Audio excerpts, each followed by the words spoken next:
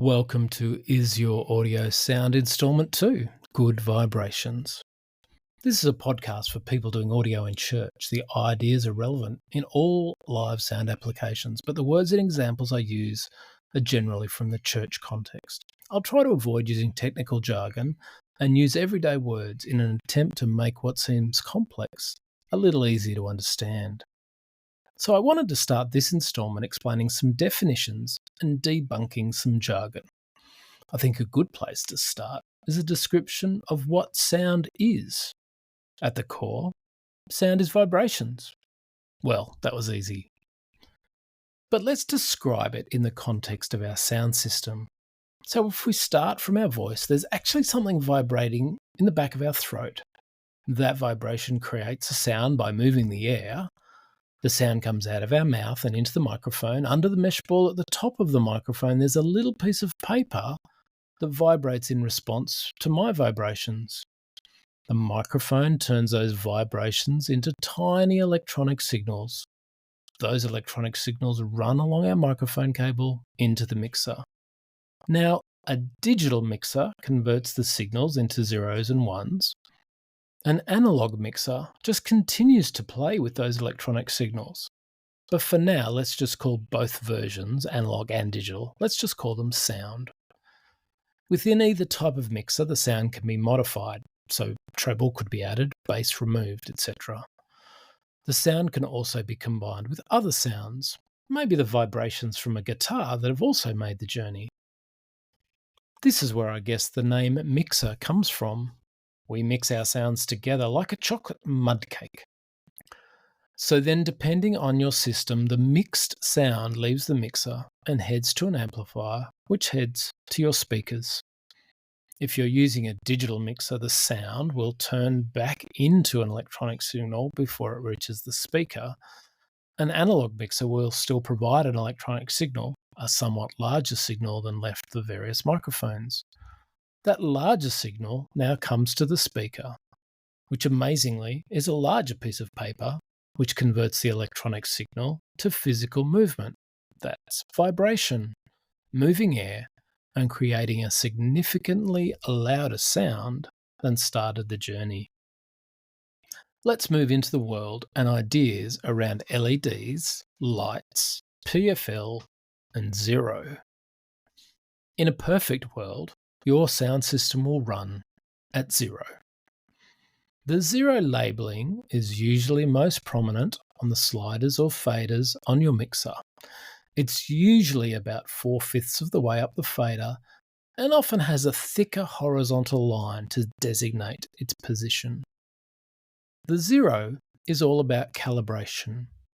If you put zero into a channel of your mixer, set the channel at zero, set the master at zero, and the downstream amp at zero, then zero will come out of the speakers.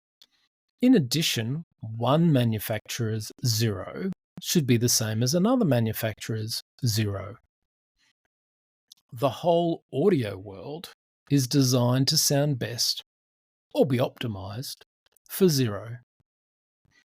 When you see or hear terminology like -10, this is shorthand for -10 dB from the 0 point I just described. So, -10 is saying 10 dB or decibels, which is just a measuring descriptor, less than you started with. An example of this could be the button on a direct injection box or a DI box, which is described in another installment. The -10 button, which may also be called a pad, will reduce the input level by 10 dB before it comes out of the output connector. Zero does not matter too much in your day-to-day use, but you will come across it.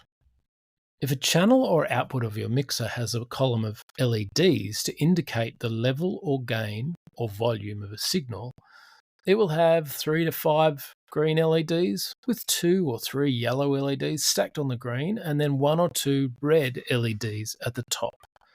This is a meter or indicator to help you set up with reference to zero. A setting of 0 would generally give you all green and no yellow. The practical result is you want to adjust the channel in question to have the signal make most of the green LEDs regularly illuminate. The yellow LEDs can join in on the exciting bits, but any red is bad. Bad is distortion, and we all know that only electric guitar players make things distort intentionally. Lastly, in this section is the pre-fade listen acronym, or PFL. This is a button often found near the fader on each channel of your analog mixer. This is a companion to the LED stack just described and allows the operator to listen to the channel before the fader. So electronic signal before the fader and before the fader gets turned up. So we can listen in our headphones. This is a useful tool to listen to individual singers or instruments, to find something problematic, or maybe just hear what your team is doing on stage. An example of this might be trying to tell whether Jane or Judy is singing the harmony. A very closely aligned topic is your gain structure. This is another term we hear. We'll talk about this in detail when we tackle how to use a mixer. It's an important concept to grasp, so let's quickly talk about it here. You will possibly be familiar with the idea that on a mixer channel there is a fader or slider, usually near you, and there's a knob somewhere up there at the top or somewhere in the depths of your iPad that's probably labelled gain. Gain structures the relationship between these two controls. It's easiest to think of your gain knob as a rough volume control, while your slider or fader is a fine volume control. What we want to achieve is for all the faders to be in a similar position across our mixing surface when we're in full flight. In a perfect world, they would all be hovering around 0, as I described a few moments ago. We use gain structure to help us achieve this. So just imagine that you are a microphone and your ear is 3 centimetres away from the snare drum, being thoroughly bashed by Henry. Now imagine your ear is 3 centimetres from Sophie's mouth, the 3-year-old who is cutely reciting a Bible verse. I'm guessing you realise that the snare drum is probably making your ear bleed, while you can hardly hear Sophie at all. Our gain knob, or rough volume, is what we use to make our mixer's faders think that the snare drum and Sophie are functioning at approximately the same volume. So in this example, on the snare drum channel, our gain knob is going to be all the way around to the left. And for Sophie's channel, the gain knob is going to be a long way towards the right. So that's the basics of gain structure. And here we are. The Good Vibrations installment has come to an end. In other 10-minute installments, let's discuss feedback, what it is and how we solve it, microphone placement, and sign language. If you haven't listened to installment 1, please do, as it's the starting point to launch from. All other installments are optional, but in a suggested order.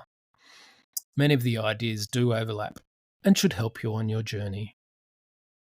But until that day comes, I will go and warn the darkness that the light of Jesus Christ has overcome.